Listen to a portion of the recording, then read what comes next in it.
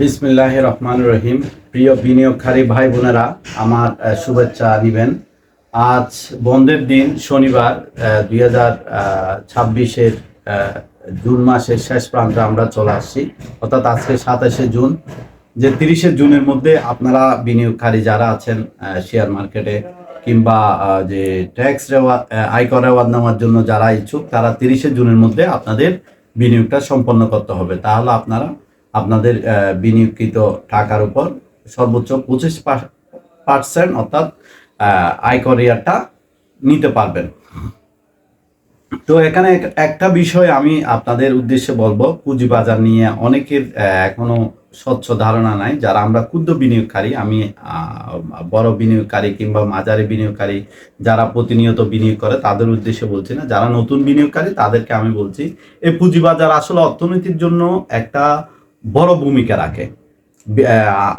আপনারা ইতিমধ্যে জানাচ্ছেন, আমাদের মাননীয় অর্থমন্ত্রী আপনার শেয়ার মার্কেটকে একটা বিশ্বমানের শেয়ার বাজারে রূপান্তরিত করার জন্য অক্লান্ত পরিশ্রম করে যাচ্ছেন। অর্থাৎ আমাদের মাননীয় প্রধানমন্ত্রী তারেক জিয়ার নেতৃত্বে যে সরকার, অর্থাৎ আমাদের মাননীয় চট্টগ্রামের সিংহপুরুষ বলা যায়, আপনার অর্থনীতির জন্য যে এই মার্কেট যে খুবই গুরুত্বপূর্ণ, এই মার্কেট যে অনেক সমস্যায় জর্জরিত ছিল, সেই সব সমস্যাগুলোকে এক এক করে আইডেন্টিফাই করে সমাধান করার জন্য এবং শেয়ার বাজারকে বিশ্বমানের একটা বাজারে রূপান্তরিত করার জন্য তিনি অক্লান্ত পরিশ্রম করে যাচ্ছেন আমাদের মাননীয় অর্থ ও পরিকল্পনা মন্ত্রী জনাব আমির খসরু মাহমুদ চৌধুরী সাহেব।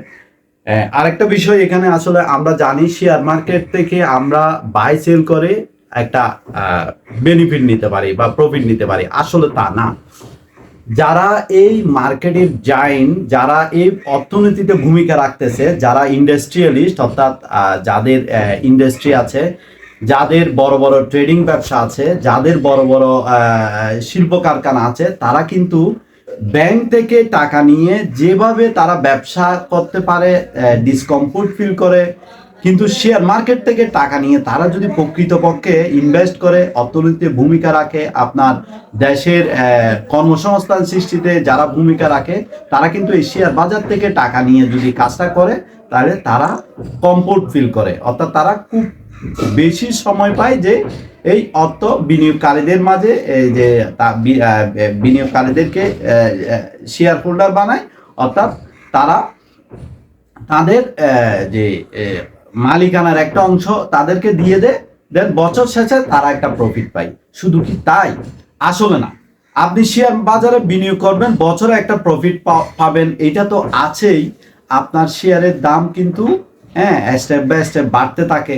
যখন আপনার ডিভিডেন্ডের সময় হয়, সেই সময়ে আপনার শেয়ারের দাম একটা পর্যায়ে চলে যায়। অর্থাৎ ডিভিডেন্ডের পরে যখন সময়টা যখন পার হয়ে যায়, তখন মার্কেটে এই শেয়ারের দামগুলো কমে যায়। তো এই জিনিসটা একটু মাথায় রাখবেন।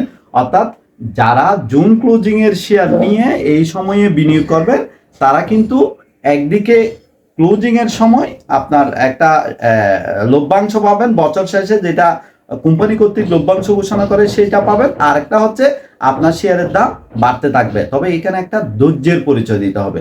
আপনি ধৈর্য ধরলেন, 1 মাস ধরে, 2 মাস ধরে, 3 মাস ধরে ধৈর্য ধরলেন, আপনি শেয়ারের দামটা বাড়লো না, আপনি বিক্রি করে দিলেন। যখনই বিক্রি করলেন, 2-4-5 দিনের মধ্যে দেখা গেল এই শেয়ারের দাম 10%, 20%, 30% বেড়ে গেল। তাহলে এই জিনিসটা আপনাদের শেয়ার বাজারে সবচেয়ে বড় একটা পুঁজি হচ্ছে আপনার টাকা পয়সার পাশাপাশি আর একটা ধৈর্যের একটা খেলা এখানে খেলে। ওয়ারেন বাফেট বলেছিলেন, শেয়ার বাজারটা হচ্ছে এমন একটা জিনিস যে অধৈর্যশীলদের টাকাটা ধৈর্যশীলের পকেটে চলে যাইতে পারে খুব সহজে। ওয়ারেন বাফেটের এই উক্তিটা কিন্তু অত্যন্ত ফলপ্রসূ, এবং শেয়ার বাজার নিয়ে উনি অনেক কথা বলেছেন, এবং শেয়ার বাজার থেকে উনি আজকে কোটিপতি, অর্থাৎ বিশ্বের স্বনামধন্য ধনাঢ্য ব্যক্তি তালিকায় কিন্তু এই ওয়ারেন বাফেট এই শেয়ার মার্কেট নিয়ে। আরেকটা বিষয় আমি আপনাদেরকে বলি, আপনারা আয়কর রেওয়াজ নেওয়ার জন্য আরো কয়েকটা খাত আছে। যেমন আপনার এই সঞ্চয়পত্র আছে কিংবা জীবন বীমার পলিসি আছে। কিন্তু আপনি শেয়ার বাজারে বিনিয়োগ করে কেন আয়কর রিয়াদ নেবেন? যাদের ইনকাম ট্যাক্স, অর্থাৎ প্রতি বছর রিটার্ন সাবমিশন করেন, তাদের উদ্দেশ্যে এই পয়েন্টটা বলা। অর্থাৎ এখানে শেয়ার বাজার আপনি 30 জুনের মধ্যে বিনিয়োগ করে এই বছর যে আপনি ট্যাক্স রিটার্ন জমা দিবেন সেখানে আয়কর ইয়ারটা পাবেন। বাট আপনি 30 জুনের পরে আপনি যদি জুলাইতে গিয়ে শেয়ারটা যদি বিক্রি করে দেন, আবার টাকাটা যদি আপনার প্রয়োজন হয় আবার আপনি নিয়ে নিতে পারেন। একদিকে আপনি টাকাটা শেয়ার মার্কেটে বিনিয়োগ করে আয়কর ইয়ার পাইলেন, আরেকদিকে আপনি জুলাই, আগস্ট বা সেপ্টেম্বর যে কোনো সময় আবার টাকাটা আপনি বিক্রি করে আবার আপনি ব্যাক করে নিলেন। এই সুবিধার জন্য শেয়ার মার্কেটে আয়কর রিয়াতের জন্য এটা একটা অত্যন্ত কার্যকরী একটা মার্কেট, অর্থাৎ আয়কর রিয়াতের জন্য সহজ সময়ে আপনি ইনভেস্ট করলেন এবং দ্রুত আবার এটা আবার ব্যাক করতে পারলেন টাকাটা যদি আপনার প্রয়োজন হয়। আর অন্য কোনো বিনিয়োগ খাতে, অর্থাৎ যেখানে আপনি আয়কর রিয়াত পাবেন, যেমন জীবন বীমায় একটা পলিসি করেন, সেই পলিসিটা হাত দিতে পারবেন 3 বছরের মধ্যে। হাত দিতে তো পারবেন না, টাকা এটা ব্যাক পাওয়া যাবে না। মিনিমাম 2-3 বছর আপনাকে থাকতে হবে। আর 2-3 বছর পরে ভাঙালে কি হবে, আপনার 60% টাকা নাই। তাহলে জীবন বীমাতে এই জন্য আপনি আয়কর রিয়াতের জন্য যদি টাকাটা আবার কামব্যাক করতে হয়, তাহলে আপনার পুঁজিবাজার হচ্ছে একমাত্র মাধ্যম। সঞ্চয়পত্রে কি আপনি বিনিয়োগ করবেন? সঞ্চয়পত্রে বিনিয়োগ করলে তাহলে আপনি কি করবেন, আপনি 30 জুনের পরে যদি এটা এনক্যাশ করতে যান, তাহলে আপনার কি হবে, আপনার মূল টাকাটা ফেরত পাবেন, কিন্তু আপনি কোনো লভ্যাংশ পাবেন না। অর্থাৎ 1 বছরের মধ্যে আপনি যদি কি বলে, এই যে সঞ্চয়পত্রে বিনিয়োগ করে যদি ব্যাকটা পাইতে চান, তাহলে আপনার 1 বছরের মধ্যে কোনো প্রফিট আপনাকে দেওয়া হবে না। সো এই জন্য আপনি শেয়ার মার্কেটে বিনিয়োগ করতে পারেন, 30 জুনের মধ্যে আয়কর রিয়াত নিতে পারেন, এবং জুলাই, আগস্ট বা সেপ্টেম্বরে আপনি শেয়ারের দামও বাড়লো, আপনি প্রফিটও পাইলেন, আপনি আয়কর রিয়াতও পাইলেন, আবার এটা শেয়ারটা সেল করে আপনার টাকাটা কামব্যাক করতে পারবেন। এই জন্য আপনি, অর্থাৎ আয়কর রিয়াতের জন্য অন্য 3টা অপশন থেকে এটা বেস্ট অপশন। আরেকটা আমি বলবো, আপনি পুঁজিবাজারের বিনিয়োগের সময় একটা জিনিস চিন্তা করবেন, আপনি এখন যে শেয়ারগুলোতে বিনিয়োগ করবেন সেটা অবশ্যই যাতে জুন ক্লোজিংয়ের শেয়ার হয়।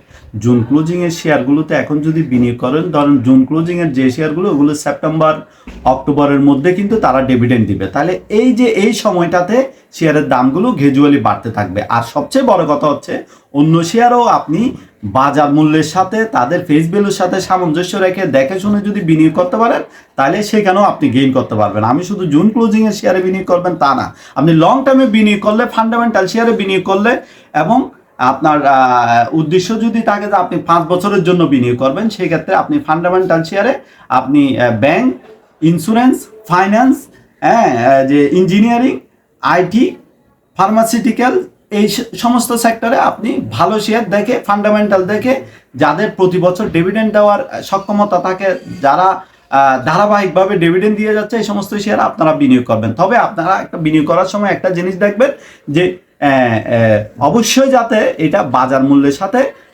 আপনার কতটুকু বেড়ে গেছে সে জিনিসটা আপনি ফেস ভ্যালুর সাথে যখন আপনি কম্পেয়ার করবেন, তখন আপনারা বুঝতে পারবেন। আর প্রয়োজনে আপনার সবচেয়ে বড় বিষয় হচ্ছে, আপনি নতুন বিনিয়োগকারী যদি হন, তাহলে বিনিয়োগ করার জন্য বড় একটা বিষয় হচ্ছে আপনাকে ব্রোকারেজ হাউসের মাধ্যমে একটা বিও অ্যাকাউন্ট খুলতে হবে। সেই ক্ষেত্রে বিও অ্যাকাউন্ট খোলা কিংবা বিনিয়োগ কমপ্লিট করা শেয়ার বাজারে, সেই ক্ষেত্রে আমি আপনাদের একজন সহযোগী হিসেবে কাজ করতে পারি। তবে আপনারা জেনে শুনে বিনিয়োগ করবেন। এখানে ঝুঁকি একটু আছে বিদায় আপনার প্রফিট, ব্যাংক বা অন্য জায়গা থেকে প্রফিট পাওয়ার দ্রুত একটা সম্ভাবনা এখানে আছে। তবে আপনি যদি বুঝে শুনে জেনে শুনে বিনিয়োগ করেন, তাহলে আপনি ক্ষতির সম্ভাবনা নাই বললে চলে। আপনি একটা শেয়ার নিয়ে একটা সময় আপনাকে এখানে সময়টা দিতে হবে। আপনি একটা শেয়ার পুঁজিবাজারে আপনি একটা শেয়ার কিনে বিনিয়োগ করলেন, টাকাটা আপনি অধৈর্য হলে এখানে চলবে না। আপনার একজন ব্রোকারেজ হাউসের একজন দক্ষ ইয়ার মাধ্যমে যদি, পোর্টফোলিও ম্যানেজারের মাধ্যমে যদি বিনিয়োগ করতে পারেন, সেটা বেস্ট পলিসি আমি বলবো। আমি এক্ষেত্রে আপনাদেরকে সহযোগী বা সহায়ক হিসাবে কাজ করতে পারি যদি আপনারা চান। আমার হয়তো এটা আমার ফেসবুক পেজে এই জিনিসটা আপলোড দিব, এবং আমার নাম্বার এখানে থাকবে। আপনারা যদি চান আমার সাথে সরাসরি যোগাযোগ করতে পারেন। ধন্যবাদ সবাইকে। আজকে আল্লাহ হাফেজ।